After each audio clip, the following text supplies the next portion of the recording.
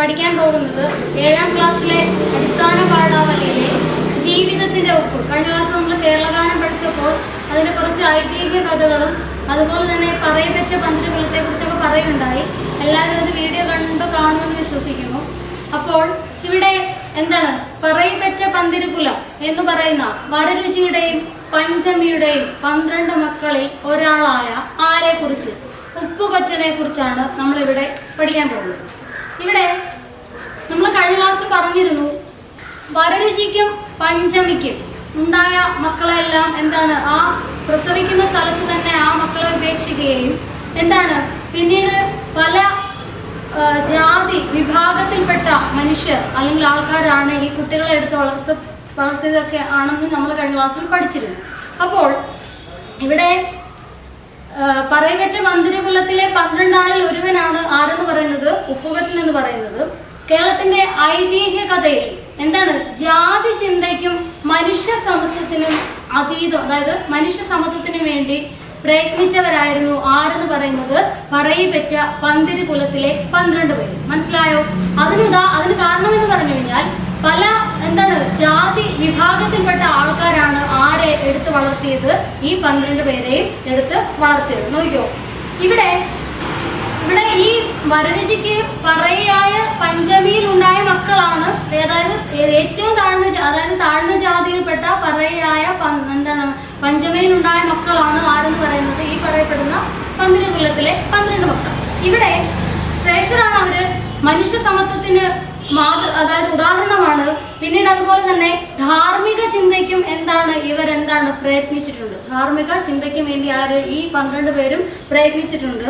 എന്താണ് ഇവർക്കെല്ലാം വേദാന്തം അറിയാമായിരുന്നു. ഈശ്വര ചിന്തയെ അവർ വ്യാഖ്യാനിക്കുമ്പോൾ മനുഷ്യൻ എന്ന സത്യത്തിനാണ് ഊന്നൽ കൊടുത്തത്. പറയപ്പെട്ട പന്തിരുകുലത്തിലെ ഈ 12 സഹോദരന്മാരും മനുഷ്യനാണ്, അതായത് ജാതീയ ചിന്തയ്ക്ക് അതീതമായി അല്ലെങ്കിൽ എന്താണ് മറ്റുള്ള എല്ലാ കാര്യങ്ങൾക്കും അതീതമായി മനുഷ്യൻ എന്ന സത്യത്തെ മുറുകെ പിടിച്ചു. ഈ പറയപ്പെട്ട പന്തിരുകുലത്തിലെ 12 പേരും മുറുകെ പിടിച്ചു. അങ്ങനെയുള്ള പന്തിരുകുലത്തിലെ 12 സഹോദരങ്ങൾ. ശ്രദ്ധിച്ചോ, ഇവിടെ ഓരോരുത്തരെയും ഞാൻ ആദ്യമേ പറഞ്ഞു, ഓരോരുത്തരെയും ഓരോ മതത്തിൽപ്പെട്ടവരായിരുന്നു എന്ന് എടുത്തു വളർത്തിയിരുന്നു. ഇവിടെ പറയപ്പെട്ട പന്തിരുകുലത്തിലെ 12 പേരാണ് ഇവിടെ പറയുന്നത്. പേര് ഒന്നാമത്തേത് മേലക്കാർ അഗ്നിഹോത്രി, നാറാണത്ത് ഭ്രാന്തൻ, അകവൂർ ചാത്തർ, ഉളിയന്നൂർ പെരുന്തച്ചൻ, പാക്കനാർ, വടുതല നായർ, കാരക്കലമ്മ, ഉപ്പുകൊറ്റൻ, തിരുവങ്കത്ത് പാണനാർ, വള്ളോൻ, രചകൻ, വായിലാക്കുന്നിലപ്പൻ. നമ്മളിവിടെ പഠിക്കാൻ പോകുന്ന പറയപ്പെട്ട പന്തിരുകുലത്തിലെ ആരെ കുറിച്ചാണ് ഇവിടെ പഠിക്കാൻ പോകുന്നത്? ഉപ്പുകൊറ്റനെ കുറിച്ചാണ് പഠിക്കാൻ പോകുന്നത്. ഇവരെല്ലാം ഇത് ബ്രാഹ്മണ സമുദായത്തിലെ ആളാണ് എടുത്ത് വളർത്തിയത്. അതുപോലെ നാരായണത്ത് ഭ്രാന്തിന് പ്രത്യേകമായ ചിന്താ ശേഷി ഉണ്ടായിരുന്നു.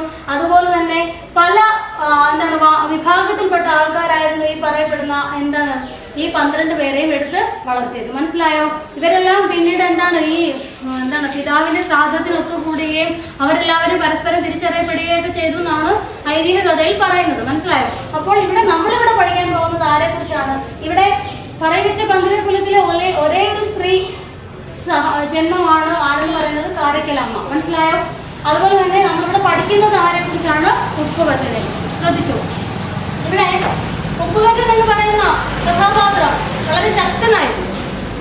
അദ്ദേഹം പഴയ കാലത്ത് എന്ന് പറഞ്ഞാല് ജാതീയ ചിന്തകൾ വളരെ നിലനിന്നിരുന്നൊരു കാലഘട്ടമായിരുന്നു അന്നത്തെ. അപ്പോൾ ഇവിടെ ഉപ്പുകൊറ്റൻ ജീവിതത്തിന്റെ ഉപ്പ് എന്ന് പറയുന്ന ഒരു കഥയാണ്. ശ്രദ്ധിച്ചോ, ഉപ്പുകൊറ്റൻ വിളിച്ചു ചോദിക്കുകയാണ്. അപ്പോൾ ഇവിടെ ഉപ്പ് വെച്ചാണ് ആര് ജീവിക്കുന്നതെന്നാണ് ഐതിഹ്യ കഥയിൽ പറയുന്നത്. ഉപ്പുകൊറ്റൻ ജീവിക്കുന്നത്. നോക്കിയോ, ഉപ്പുകൊറ്റൻ വിളിച്ചു ചോദിക്കുകയാണ്, ഉപ്പ് വേണോ? നടവഴി താണ്ടി ഉപ്പുകൊറ്റൻ വിളിച്ചു ചോദിക്കുകയാണ്, ഉപ്പ് വേണോ? ഉപ്പ് വിറ്റാണ് ഉപ്പുകൊറ്റൻ ജീവിച്ചത്. ആവശ്യക്കാർ അവനിൽ നിന്ന് ഉപ്പ് വാങ്ങും. ഉപ്പാണ് അവന്റെ അന്നം. അന്നം എന്ന് അർത്ഥം ആഹാരം. നടന്നു നിൽക്കും, നടന്ന് എത്തിയെടുത്ത് കിടന്നുറങ്ങും. അപ്പോൾ ഉപ്പായിരുന്നു ആരുടെ അന്നം?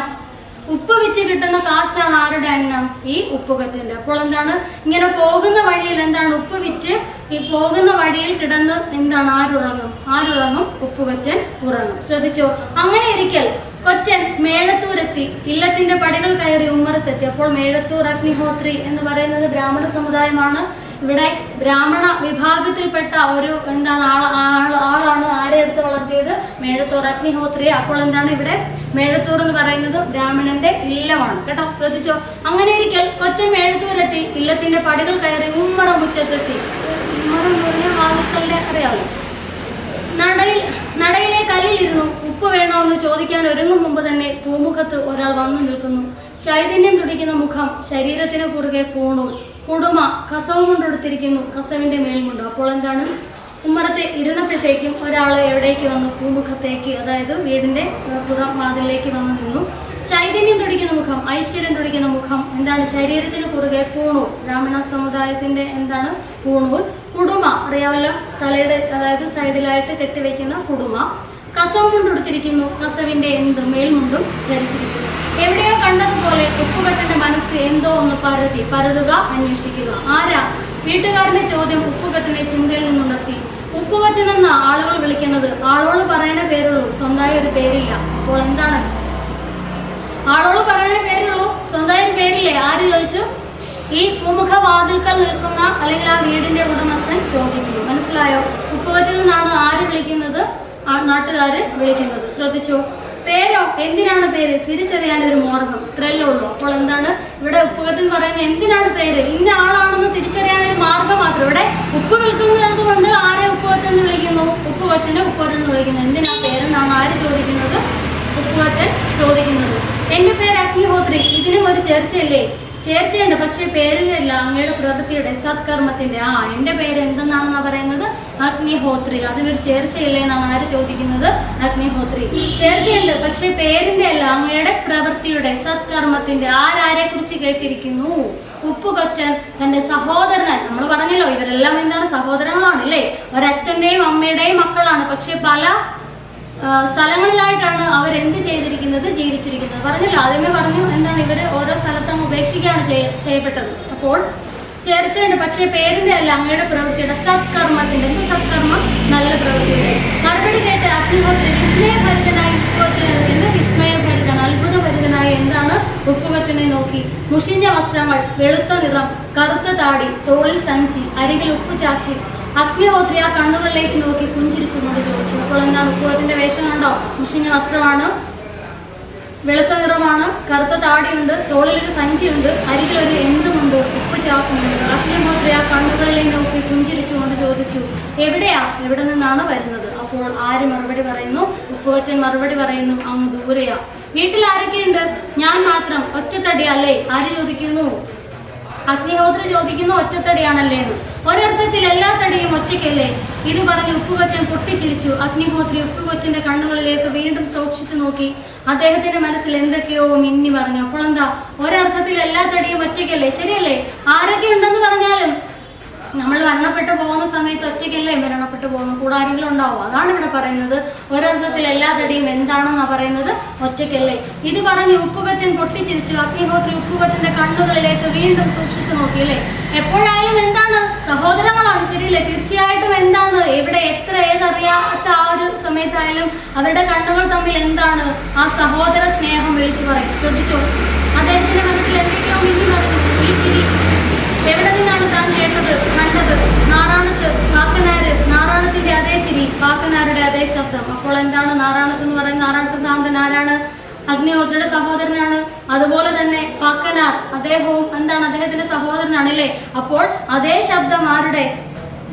കാക്കനാരുടെ അതേ ശബ്ദം, നാറാണത്തിന്റെ അതേ ചിരി. അപ്പോൾ എന്താണ്? ഉപ്പുകറ്റിന് നാറാണത്തിനെ അറിയോ? പാക്കനാരെ അറിയോ? അറിയാം. വന്നപ്പോഴേ ഞാൻ ശ്രദ്ധിച്ചതാ, അങ്ങയുടെ ശബ്ദം നാറാണത്തിൻ്റെത് തന്നെ, മുഖച്ചായ പാക്കനാരുടേതും. അപ്പോൾ ആരും ശ്രദ്ധിച്ചു? ഉപ്പുകറ്റനും തന്റെ സഹോദരനായ ആരെ ശ്രദ്ധിച്ചു? അഗ്നിഹോത്രിയെ ശ്രദ്ധിച്ചു. അപ്പോൾ എന്താണ്?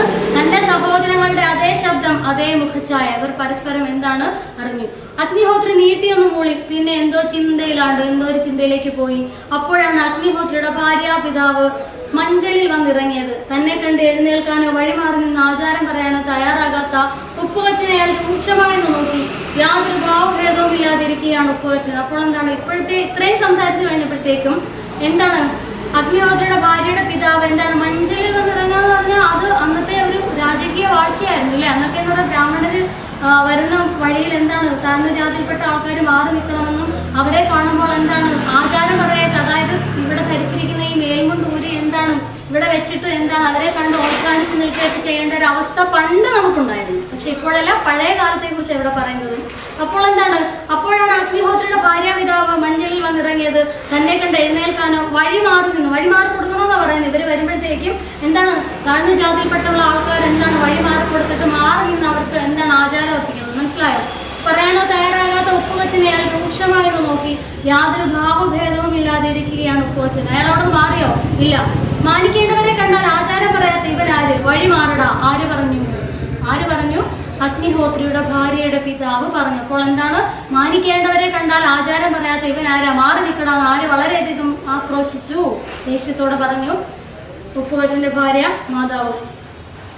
ഉപ്പുകച്ചൻ ഒന്നും വേണ്ടിയില്ല, അതേ ഇരിപ്പ് തുടർന്നു. വീതിയുള്ള ഈ നടയിൽ 5 ആൾക്ക് കയറിപ്പോകാൻ ഇടമുണ്ട്, പിന്നെ എന്തിനു ഞാൻ വഴിമാറണം? എല്ലാരും മനുഷ്യരല്ലേ, ഒരേ ചോരയല്ലേ? ഉപ്പുകച്ചന്റെ ചോദ്യം കേട്ട് അഗ്നിഹോത്രിയുടെ ചുണ്ടിൽ പുഞ്ചിരി വിടർന്നു. ഭാര്യാപിതാവിന്റെ മുഖം കോപം കൊണ്ട് ജ്വലിച്ചു. അദ്ദേഹം ഭൃത്യർക്ക് നേരെ നോക്കി. അവർ ഓടിച്ചെന്നു. ഒരാൾ പിടിച്ചു. ഉപ്പുകച്ചൻ അനക്കമില്ല. 2 ആൾ പിടിച്ചു. 3 ആൾ പിടിച്ചു. 8 പേർ പരിശ്രമിച്ചിട്ടും അയാളുടെ വിരൽ പോലും അനക്കാനായില്ല. എല്ലാവരും അത്ഭുതപ്പെട്ടു പോയി. അപ്പോൾ എന്താണ്, വീതിയുള്ള ഈ നടയിൽ 5 ആൾക്ക് കയറിപ്പോകാൻ ഇടമുണ്ട് അല്ലേ? വീതിയുള്ള ഇത്രയും വലിയ സ്ഥലത്ത് എന്താണ് 5 പേർക്ക് കയറിപ്പോകാനുള്ള ഇടമുണ്ട്, പിന്നെ എന്തിനാണ് ഞാൻ വഴി മാറേണ്ടത്? ആര് ചോദിച്ചു? അതായത് പഴയ കാലത്തെ എന്താണ് അനാചാരത്തെ ആരെതിർക്കുന്നു എന്നാണ് അർത്ഥം. ഉപ്പുകൊച്ചൻ. നോക്കിയോ, ഞാൻ വഴി മാറണം, എല്ലാരും മനുഷ്യരല്ലേ, ഒരേ ചോരയല്ലേ? ശരിയല്ലേ? ഏത് മനുഷ്യരായാലും എന്താണ് ദേഹം മുറിയുമ്പോൾ എന്ത് നിറത്തിലുള്ള ചോരയാണ് വരുന്നത്? ചുവന്ന ചോരയല്ലേ വരുന്നത്, അല്ലാതെ പ്രത്യേക ആൾക്കാർക്ക് പ്രത്യേകം ചോര എന്ന് പറഞ്ഞിട്ടുണ്ടോ? ഇല്ല. അപ്പോൾ ഇവിടെ എന്തിനാണ് 5 പേർക്ക് നടന്നു പോകാൻ പറ്റുന്ന ഒരു വഴി എന്താണ് ഞാൻ എന്തിനാണ് വഴി മാറുന്നത്? ഇവിടെ എന്താണ് എല്ലാവരും മനുഷ്യരല്ലേ? ശരിയല്ലേ? മനുഷ്യരെല്ലാം ഒന്നാണ്. അപ്പോൾ എല്ലാവരും ഒരു ചോരയല്ലേ? ഉപ്പുകച്ചന്റെ ചോദ്യം കേട്ട് അഗ്നിഹോത്രിയുടെ ചുണ്ടിൽ പുഞ്ചിരി വിടർന്നു. ഭാര്യാപിതാവിന്റെ മുഖം കോപം കൊണ്ട് ജ്വലിച്ചു. അദ്ദേഹം ഭൃത്യർക്ക് നേരെ നോക്കി. എന്തോ ഭൃത്യർ? ജോലിക്കാർക്ക് നേരെ നോക്കി. അവർ ഓടിച്ചെന്നു. 1 ആൾ പിടിച്ചു. ഉപ്പുകച്ചൻ അനക്കമില്ല. 2 ആൾ പിടിച്ചു. 3 ആൾ പിടിച്ചു. 8 പേർ ശ്രമിച്ചിട്ടും അയാളുടെ വിരല് പോലും അനക്കാൻ ആർക്കായില്ല. ഭാര്യാപിതാവിന്റെ, അതായത് അഗ്നിഹോത്രിയുടെ ഭാര്യാപിതാവിന്റെ ഭൃത്യർക്ക് ആയില്ല. മനസ്സിലായ? അത്രയധികം ശക്തിയോടുകൂടി ആയിരുന്നു ഉപ്പുകച്ചൻ. എല്ലാവരും അത്ഭുതപ്പെട്ടു പോയി. അഗ്നിഹോത്രി പുഞ്ചിരിച്ചുകൊണ്ട് മുറ്റത്തേക്ക് ഇറങ്ങി. ഉപ്പുകച്ചന് നേരെ കൈ നീട്ടി. ഉപ്പുകച്ചൻ ആ കയ്യിൽ പിടിച്ചു. അപ്പോൾ എന്താണ്, ഇത്ര പേര് പിടിച്ചിട്ടും ആർക്കനക്കമില്ല? ഉപ്പുകച്ചന് അനക്കമില്ല. അപ്പോൾ എന്താണ്, അഗ്നിഹോത്രി പെട്ടെന്ന് തന്നെ എന്താണ് പുഞ്ചിരിച്ചുകൊണ്ട് വെളിയിലേക്ക് ഇറങ്ങിയിട്ട് ഉപ്പുകച്ചന്റെ കയ്യിൽ പിടിച്ചു. ഒരു പരമ്പരയുടെ 2 കണ്ണുകൾ കൂട്ടിക്കെട്ടിയാൽ എന്ന പോലെ പറഞ്ഞറിയിക്കാനാവാത്ത എന്തോ ഒരു സുഖം ആ സ്പർശനത്തിലൂടെ 2 പേരും അനുഭവിച്ചു. ഉപ്പുകച്ചനായി കൈ പിടിച്ചെഴുന്നേറ്റു. അപ്പോൾ എന്താണ്, ഒരു പരമ്പരയുടെ, ശരിയല്ലേ? ഒരു പരമ്പരയാണ് ഇവര്. എന്താണ്, ഒരമ്മ പെറ്റ മക്കളാണ് ഈ 12 പേരും, ശരിയല്ലേ? പക്ഷെ ഇവർ എന്താണ് പരസ്പരം അകന്നാണ് കഴിഞ്ഞത്. എന്താ കാര്യം? കാരണം നമ്മൾ നേരത്തെ പറഞ്ഞല്ലോ. അപ്പോൾ ഇവരെന്താണ്, ഒരു പാരമ്പര്യത്തിന്റെ 2 കണ്ണുകളാണ്, ശരിയല്ലേ? ഈ കണ്ണുകൾ പൊട്ടി നിൽക്കുകയാണ്. പക്ഷെ ഇപ്പോൾ എന്താണ്, ഇവർ തമ്മിൽ കൈകൾ കോർത്ത് പിടിച്ചപ്പോൾ, അതായത് ആ സഹോദര സ്നേഹം, ശരിയല്ലേ? ഒരു ചോരയാണ് അവര്. അപ്പോൾ എന്താണ്, എന്തെന്ന് പറഞ്ഞറിയിക്കാൻ പറ്റാത്ത ഒരു സ്പർശന സുഖം ആർക്ക് തമ്മിൽ ലഭിച്ചു? ഉപ്പുകച്ചനും അഗ്നിഹോത്രിക്കും. മനസ്സിലായോ? ഒരു പരമ്പരയുടെ 2 കണ്ണുകൾ കൂട്ടിക്കെട്ടിയാൽ എന്ന പോലെ പറഞ്ഞറിയിക്കാനാവാത്ത എന്തോ ഒരു സുഖം ആ സ്പർശനത്തിലൂടെ 2 പേരും അനുഭവിച്ചു. ഉപ്പുകച്ചൻ ആ കൈ പിടിച്ചെഴുന്നേറ്റു. ഉപ്പുകച്ചന്റെ ചാക്കെടുത്ത് കൊടുക്കൂ, അഗ്നിഹോത്രി ഭൃത്യരോട് പറഞ്ഞു.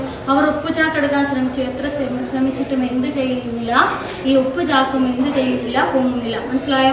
ഉപ്പുകച്ചൻ പതുക്കെ ചെന്ന് ചാക്കെടുത്ത് തലയിൽ വെച്ചു. അഗ്നിഹോത്രിയുടെ കണ്ണുകളിലേക്ക് നോക്കി. 2 പേരുടെ കണ്ണുകളിലും എന്തോ തിളങ്ങി. ഉപ്പുകച്ചൻ പടികൾ ഇറങ്ങി നടന്നു. അപ്പോൾ എന്താണ്, ഇവർ സഹോദരങ്ങളാണെന്ന് ആർക്ക് പരസ്പരം മനസ്സിലായി? എപ്പോഴായാലും ശരിയല്ലേ? 2 പേരുടെ കണ്ണുകളിലും എന്തോ തിളങ്ങി. ഉപ്പുകച്ചൻ പടികൾ ഇറങ്ങി നടന്നു. അയാൾ നടക്കുകയാണ്. മല കയറി, കാട് കടന്ന്, കുന്നിറങ്ങി, വയൽ മുറിച്ച്. പുഴയോരത്തുകൂടെ നടക്കുമ്പോൾ അയാളുടെ മനസ്സ് പലവിധ വിചാരങ്ങളിൽ മുഴുകി. പുഴ പോലെയാണ് തന്റെ ജീവിതം. 2 മുന്നോട്ടൊഴുകുന്നു. ചുഴികളും കയങ്ങളും അടിയൊഴുക്കുകളും അങ്ങനെ പുഴ സമുദ്രത്തിലേക്ക് ഒഴുകിയെടുക്കുന്നു. ഉപ്പിൽ ലയിക്കാൻ അമ്മയുടെ സ്നേഹത്തിന്റെ ഉപ്പറിയാത്ത താൻ ഉപ്പും പേര് നടക്കുന്നു. കൊച്ചന് ഉപ്പ് വിൽക്കുന്നവൻ ഉപ്പുകച്ചൻ. അപ്പോൾ എന്താണ്, അയാൾ നടക്കുകയാണ്. മല കയറി, കാട് കടന്ന്, കുന്നിറങ്ങി, വയൽ മുറിച്ച്, ഇങ്ങനെ എന്താണ് അന്തമില്ലാത്ത യാത്രയാണ് ആര് ചെയ്യുന്നത്? ഉപ്പുകച്ചൻ ചെയ്യുന്നത്. പുഴയോരത്തുകൂടെ നടക്കുമ്പോൾ അയാളുടെ മനസ്സ് പലവിധ വിചാരങ്ങളിൽ മുഴുകി. എന്തായിരിക്കാം? പുഴ പോലെയാണ് തന്റെ ജീവിതം. അവസാനിക്കുന്നുണ്ടോ? ഇല്ല. 2 മുന്നോട്ടൊഴുകുന്നു. ചുഴികളും കയങ്ങളും അടിയൊഴുക്കുകളും അങ്ങനെ പുഴ സമുദ്രത്തിലേക്ക് ഒഴുകിയെടുക്കുന്നു. എന്തിൽ ലയിക്കാൻ വേണ്ടി? വേണ്ടി ഉപ്പിൽ ലയിക്കാൻ. ശ്രദ്ധിച്ചോ, അമ്മയുടെ സ്നേഹത്തിന് ഉപ്പറിയാത്ത താൻ ഉപ്പുമേറി നടക്കുന്നു, കൊച്ചിന് ഉപ്പ് വിൽക്കുന്നവൻ ഉപ്പ് കൊറ്റൻ. അമ്മയുടെ സ്നേഹം ആരറിഞ്ഞില്ല, ശരിയല്ലേ? അപ്പോൾ തന്നെ, അതായത് പ്രസവിച്ച ഉടനെ തന്നെ ഉപേക്ഷിക്കാൻ ആരോട് ആവശ്യപ്പെട്ടു? വരരുചി തന്റെ ഭാര്യയായ പഞ്ചമിയോട്, ശരിയല്ല? അപ്പോൾ എന്താണ് ഭർത്തൃപ്രീതി ലഭിക്കേണ്ടി, അതായത് ഭർത്താവിനോട് അത്രയും അധികം ആദരവ് കാട്ടിയിരുന്ന ആ അമ്മ എന്താ ചെയ്തത്? തന്റെ മക്കളെ, അതായത് സങ്കടം ഉള്ളിൽ ഒതുക്കിക്കൊണ്ട് തന്റെ ഭർത്താവ് ആജ്ഞാപിച്ചതുപോലെ ആ പ്രസവിക്കുന്ന സമയത്ത് തന്നെ, അല്ലെങ്കിൽ ആ സ്ഥലത്ത് തന്നെ എന്താ ചെയ്യപ്പെട്ടത്? ഉപേക്ഷിക്കപ്പെടുകയാണുണ്ടായത്. മനസ്സിലായോ? അപ്പോൾ ഈ മക്കൾക്കൊന്നും എന്ത് ലഭിച്ചിട്ടില്ല? അമ്മയുടെ സ്നേഹം ലഭിച്ചിട്ടില്ല. ചിന്തയുടെ കാരണം കാലുകളുടെ വേഗം കുറച്ചു, പതിവില്ലാത്ത വിധം ക്ഷീണം തോന്നുന്നു. കാരണം എന്താ? തന്റെ സഹോദരനെ ആര് കണ്ടുമുട്ടി? ഉപ്പുവച്ചൻ. അപ്പോൾ നോക്കിയോ, പുഴക്കടവിലെ ആൽത്തറയിൽ ഉപ്പുചാക്ക് ഇറക്കി വെച്ചു, കാലും മുഖവും കഴുകി ഒന്ന് കിടക്കണം. ഉപ്പുകച്ചൻ വന്നേ. ആൽത്തറയ്ക്കപ്പുറത്ത് നിന്ന് കുട്ടികളുടെ ആർപ്പുവിളി. ആര് വരുന്നത് കണ്ടു? ഉപ്പുകച്ചൻ വരുന്നത് കണ്ട് ആൽത്തറയ്ക്കപ്പുറത്ത് നിന്ന് ആര്? കുട്ടികൾ ഭയങ്കരമായി ആർത്തുല്ലസിക്കാൻ തുടങ്ങി. എത്ര കാലമായി കണ്ടിട്ട്, എന്താ അത്ര വൈകിയത് ഉപ്പുകച്ചൻ പുഞ്ചിരിച്ചു. ഇന്നെന്താ കൊണ്ടുവന്നു? അപ്പോൾ എന്താണ്, നിങ്ങൾ ഈ സീരിയലിനകത്ത് ടിവിക്കകത്തൊക്കെ ഇങ്ങനെ പരമ്പരയൊക്കെ കാണുമല്ലോ, പറയേറ്റ് പന്തരകുലത്തിലൊക്കെ ഉണ്ടായിരുന്നു. അപ്പോൾ എന്താണ്, ഈ ഉപ്പുകച്ചൻ ഇപ്പൊ ഇന്നൊരു സ്ഥലത്തുനിന്ന് പോയാൽ പിന്നെ കുറേ നാൾ കഴിഞ്ഞ് അദ്ദേഹം എന്താണ് നാട് ചുറ്റി ഇങ്ങനെ എന്താണ് ഉപ്പായ നാൾക്കാണ് നിൽക്കാൻ. അപ്പൊ പിന്നീട് ഏതെങ്കിലും ഒരു സമയത്തായിരിക്കും എവിടേക്ക് വരുന്നത്? ഈ പോയ സ്ഥലത്തേക്ക് വരുന്നത്. മനസ്സിലായി? അപ്പോൾ ഈ സഞ്ചി നിറയും എന്താണെന്ന് പറയുന്നത് ഉണ്ണിയപ്പം. നിങ്ങൾ ഇതിനകത്തൊക്കെ കാണും. അപ്പോൾ നോക്കിയോ, ഇന്നെന്താ കൊണ്ടുവന്നത്? അയാൾ സഞ്ചി എടുത്തു, കമിഴ്ത്തി പിടിച്ചു. പുറത്തു ചാടിയ ഉണ്ണിയപ്പങ്ങൾ ആൽത്തറയിലൂടെ ഉരുണ്ടു. കുട്ടികൾ അപ്പമെടുത്ത് അമ്പലപ്പറമ്പിലേക്ക് ഓടി. അതായത് സഞ്ചി എടുത്ത് കമിഴ്ത്തിയപ്പോഴത്തേക്കും അത് നിറയും എന്താണ് വന്നത്? ഉണ്ണിയപ്പം. മനസ്സിലായോ? ഉപ്പുകച്ചൻ ആൽത്തറയിൽ നിവർന്നു കിടന്നു. ആലുകളുടെ ഊർന്നിറങ്ങി ഇളം കാറ്റ് കൺപോളകളെ തഴുകി. അവൻ പതിയെ എന്ത് ചെയ്തു? മയങ്ങി. അപ്പോൾ അവന്റെ സ്വപ്നത്തിൽ നിലാവിൽ എന്ന പോലെ ഒരു ചിത്രം തെളിഞ്ഞു വന്നു. ഒരു ബ്രാഹ്മണനും അയാളുടെ പൂർണ്ണ ഗർഭിണിയായ പത്നിയും. അവർ ഒരു വഴി അമ്പലത്തെത്തി. അവിടെ ശൂന്യമായിരുന്നു. ഒരു കുഞ്ഞിനെ കരച്ചിൽ. ചോര കുഞ്ഞിനെ അവിടെ ഉപേക്ഷിച്ച് അവർ നടന്നകലുന്നു. ചന്തയിൽ നിന്ന് മടങ്ങുന്ന രണ്ട് സ്ത്രീകൾ കുഞ്ഞിന്റെ കരച്ചിൽ കേട്ട് അങ്ങോട്ട് ചെല്ലുന്നു. അവർ അതിനെയും എടുത്ത് വേഗം നടക്കുന്നു. അപ്പോൾ എന്താണ്, വളരെ ക്ഷീണിതനായി, അല്ലെങ്കിൽ തന്റെ എന്തോ, അതായത് വളരെയധികം ചിന്താകുലനായി, വളരെ ക്ഷീണിതനായി ആൽത്തറയിൽ കിടക്കുന്നു. ഉപ്പുവച്ചൻ കിടന്ന് കണ്ണു വഴങ്ങിയപ്പോൾ അദ്ദേഹത്തിന്റെ സ്വപ്നത്തിൽ വന്ന് എന്താണെന്ന് നോക്കിയേ. ഒരു ബ്രാഹ്മണനും അയാളുടെ പൂർണ്ണ ഗർഭിണിയായ പത്നിയും. അപ്പോൾ ബ്രാഹ്മണൻ ആരാണ്? വരരുചി. പൂർണ്ണ ഗർഭിണിയായ പത്നി ആരാണ്? പഞ്ചമി. നോക്കിയോ, അവരൊരു വഴിയമ്പലത്തെത്തി. അവിടെ ശൂന്യമായിരുന്നു, അവിടെ ഒന്നും ആളില്ലായിരുന്നു. ഒരു കുഞ്ഞിന്റെ കരച്ചിൽ കേൾക്കാം. ചോര കുഞ്ഞിനെ അവിടെ ഉപേക്ഷിച്ച് ആര് നടന്നകലുന്നു? ഈ ദമ്പതികൾ നടന്നകലുന്നു. അപ്പോൾ എന്താണ്, ചന്തയിൽ നിന്ന് മടങ്ങി വരുന്ന രണ്ട് സ്ത്രീകൾ ഈ കുഞ്ഞിനെ എടുക്കുന്നു. മനസ്സിലായോ? അവർ അതിനെയും എടുത്ത് വേഗം നടക്കുന്നു. സ്വപ്നം പൂർണ്ണമാകുന്നതിന് മുമ്പ് കുട്ടികളുടെ ശബ്ദം ഉപ്പുവച്ചനെ ഉണർത്തി. സ്വപ്നം പൂർണ്ണമായോ? ഇല്ല. അപ്പോഴത്തേക്കും ഈ കുട്ടികൾ വീണ്ടും എന്താണ് ശബ്ദം ഉണ്ടാക്കി വന്നപ്പോഴത്തേക്കും ആരുണർന്നു പോയി? ഉപ്പുവച്ചൻ ഉണർന്നുപോയി. അവൻ ഉപ്പുവച്ചനെ പിടിച്ചെഴുന്നേൽപ്പിച്ചു. ഉപ്പുവച്ച, ഒരു പാട്ട് പാടിത്ത. ഉപ്പുവച്ചൻ പാടിത്തുടങ്ങി. സ്വപ്നങ്ങളുടെ താളമുള്ള ഒരു പാട്ട്, ജീവിതത്തിന്റെ ഈണമുള്ള ഒരു പാട്ട്. കുട്ടികൾ കൈകാട്ടി കൂടെ പാടി. പാടി ഉപ്പുവച്ചനും കുട്ടികളും നൃത്തം ചവിട്ടി. ആടിയും പാടിയും തളർന്നപ്പോൾ കുട്ടികൾ പറഞ്ഞു, ഉപ്പുവച്ച വിശന്നിട്ട് വയ്യ, തിന്നാൻ സഞ്ചിയിൽ എന്താ ഉള്ളത്? കുട്ടികൾ സഞ്ചി പരതി. അതിലൊന്നുമില്ലായിരുന്നു. അവർ മുഖാമുഖം നോക്കിയപ്പോൾ ഉപ്പുവച്ചൻ പറഞ്ഞു, ഞാനൊരു വിദ്യ കാണിച്ചു തരാം. അപ്പോൾ എന്താണ്, സ്വപ്നം പൂർത്തിയാക്കുന്നതിന് മുമ്പേ കുട്ടികൾ ആരുമായി കളിക്കാൻ വന്നു? ഉപ്പുവച്ചനുമായി കളിക്കാൻ വന്നു. അപ്പോൾ എന്താണ്, ഉപ്പുവച്ചനെ പാടാൻ നിർബന്ധിച്ചു. അപ്പോൾ നല്ല താളത്തിലുള്ള പാട്ട് പാടി, ജീവിതത്തിന്റെ ഈണമുള്ള ഒരു പാട്ട് പാടി. കുട്ടികളും എന്താണ് കൈകൊട്ടി കൂടെ കളിക്കാൻ തുടങ്ങി. അപ്പോൾ എന്താണ്, കുട്ടികളോടൊപ്പം ആരും ഉപ്പുവച്ചന് നൃത്തം ചവിട്ടി. ആടിയും പാടിയും തളർന്നപ്പോൾ കുട്ടികൾ പറഞ്ഞു, വിശക്കുന്നു, വല്ലാതെ വിശക്കുന്നു. സഞ്ചിയിൽ എന്താണ്? അവർ ആ സഞ്ചിയിൽ അന്വേഷിച്ചപ്പോൾ എന്തില്ല, സഞ്ചിയിലൊന്നുമില്ല. അപ്പോൾ എന്താ, ഉപ്പുവച്ചൻ പറഞ്ഞു, ഞാനൊരു വിദ്യ കാണിച്ചു തരാം. കുട്ടികളുടെ മുഖത്ത് ആകാംക്ഷ. ഉപ്പുവച്ചൻ ചാക്കിൽ നിന്ന് ഉപ്പ് വാരി മുകളിലേക്ക് എറിഞ്ഞു. ഉപ്പിൻ തൈകൾ അപ്പങ്ങളായി താഴോട്ട് പൊഴിഞ്ഞു. കുട്ടികൾ മിഴിച്ചു നിന്നു. അപ്പോൾ എന്താണ്, ചാക്കിനകത്ത് നിന്ന് ഉപ്പിന്റെ തൈകൾ വാരി മുകളിലേക്ക് എറിയപ്പോഴത്തേക്കും എന്താണ് അവിടെ? ഉപ്പ് തന്റെ സഞ്ചിയിൽ നിന്നും എന്താണ് ഇങ്ങനെ വാരി എറിഞ്ഞപ്പോഴത്തേക്കും അവിടെ എന്താണ്? ഉണ്ണിയപ്പങ്ങളാണ് വന്നത്. നോക്കിയോ, അപ്പങ്ങളായി താഴോട്ട് പൊഴിഞ്ഞു. കുട്ടികൾ മിഴിച്ചു നിന്നു പോയി. ഇതെങ്ങനെ സാധിച്ചു ഉപ്പുവച്ച? അവർ ചോദിച്ചു. ഇതാണ് കൈയടക്കം, കൈകളുടെ അടക്കം, മനസ്സിന്റെ അടക്കം. പരിശീലിച്ചാൽ നിങ്ങൾക്കും സാധിക്കാം. ഇതൊരു മാജിക് അല്ലേ, ഒരു മാന്ത്രിക വിദ്യയാണ്. ഇതാണ് കൈയിന്റെ, അതുപോലെ തന്നെ മനസ്സിന്റെ ഒക്കെ അടക്കമാണ്. ശീലിച്ചാൽ നിങ്ങൾക്കും എന്ത് ചെയ്യും? ഇത് സാധിക്കാം. മനസ്സിലായോ? ആകാശം ചുവന്നിരുന്നു. സൂര്യൻ പുഴയ്ക്കപ്പുറത്തെ ചക്രവാളത്തിൽ താഴാൻ തുടങ്ങി. ഇത് ചക്രവാളം എന്ന് പറയുന്നത്. ചക്രവാളം അതായത് സൂര്യൻ കടലിലേക്ക് ഇങ്ങനെ അസ്തമിക്കാൻ പോകുന്ന ഒരു സമയമുണ്ടല്ലോ. അതായത് ആകാശവും എന്താണ് കടലും തമ്മിൽ മുട്ടാൻ പോകുന്ന, നമ്മൾ ദൂരേക്ക് ഇങ്ങനെ നോക്കുമ്പോഴത്തേക്ക് തമ്മിൽ മുട്ടിയിട്ട് ഇങ്ങനെ നിൽക്കുന്നതായിട്ടല്ലേ തോന്നുന്നത്. ആ ഒരു ഇതിനെയാണ് എന്തെന്ന് പറയുന്നത് ചക്രവാളം. നോക്കിയോ, ആകാശം ചുവന്നിരിക്കുന്നു, സൂര്യൻ പുഴയ്ക്കപ്പുറത്തെ ചക്രവാളത്തിൽ താഴാൻ തുടങ്ങിയിരിക്കുന്നു. പുഴയിലും വഴിയിലും വായയിലും നാട്ടു വെളിച്ചം പരത്തുന്നു. നേരം സന്ധ്യാകാറായി, കുട്ടികൾ പൊയ്ക്കോളൂ. നാളെ ഇവിടെ കാണുമോ? നാളെ ഒരു കഥ പറഞ്ഞു തരണം. കുട്ടികൾ ഉപ്പുകൊച്ചിനെ നോക്കി കൈവീശി ചിരിച്ചു. അവർ ഓടിയാവുന്നു. അപ്പോൾ എന്താണ് സന്ധ്യാകാറായി, കുട്ടികളെല്ലാം വീട്ടിലേക്ക് പോകാൻ ആരാവശ്യപ്പെട്ടു. ഉപ്പുകൊച്ചൻ പറഞ്ഞു, നാളെ ഇവിടെ തന്നെ കാണുമോ എന്ന് ആര് ചോദിക്കുന്നു? കുട്ടികൾ ചോദിക്കുന്നു.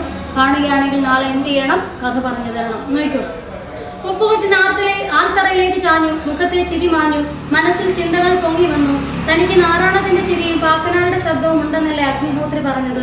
അഗ്നിഹോത്രിക്കാണെങ്കിൽ പാക്കനാരുടെ മുഖഛായയും നാരായണത്തിന്റെ ശബ്ദവും. ശരിയല്ലേ? അഗ്നിഹോത്രി എന്താണ് പറഞ്ഞത്? പാക്കനാരുടെ ശബ്ദവും പിന്നെ നാരായണത്തിന്റെ ചിരിയും ഉണ്ടെന്നാണ്. പക്ഷെ അഗ്നിഹോത്രിക്കോ പാക്കനാരുടെ മുഖഛായയും നാരായണത്തിന്റെ ശബ്ദവും. എന്താണ് ഇതിന്റെ പൊരുൾ? എന്താണ് ഇതിന്റെ അർത്ഥം? നേരത്തെ കണ്ട സ്വപ്നം മനസ്സിൽ വീണ്ടും എത്തി. ബ്രാഹ്മണൻ, ഗർഭിണിയായ ഭാര്യ, വഴിയമ്പലം, ഉപേക്ഷിക്കപ്പെട്ട ഭൂമി. അപ്പോൾ എന്താണ് താൻ കണ്ട സ്വപ്നവും ഇന്ന് അഗ്നിഹോത്രിയുമായി കണ്ടുമുട്ടിയപ്പോൾ ഉണ്ടായ സംഭവം തമ്മിൽ ആര് താരതമ്യം ചെയ്തു? ഉപ്പുകൊച്ചൻ. ചിന്തകളെ മുഴുവനാക്കാൻ അനുവദിക്കാതെ പുഴ കടന്നെത്തിയ ഒരു കുളിർക്കാറ്റ് ഉപ്പുകൊച്ചനെ കഴുകി അയാൾ നിദ്രയിലേക്ക് വഴുതി. അപ്പോൾ എന്താണ് സ്വാഭാവികമായും എന്താണ് തൻ്റെ അച്ഛൻ്റെയും അമ്മയും മക്കളായ ഓരോരുത്തരെയും ആര് തിരിച്ചറിയപ്പെടാൻ തുടങ്ങി? ഈ 12 മക്കൾ, അതായത് പറയിപ്പറ്റ 12 കൊല്ലത്തിലെ 12 പേരും ഇങ്ങനെയുള്ള, അതായത് ഇങ്ങനെയൊക്കെയാണ് എന്താണ് തിരിച്ചറിയപ്പെടാൻ തുടങ്ങിയത്. മനസ്സിലായോ? കാക്കനാരെ അറിയാം, അതുപോലെ തന്നെ ആരെ? നാരായണത്തിനെ അറിയാം.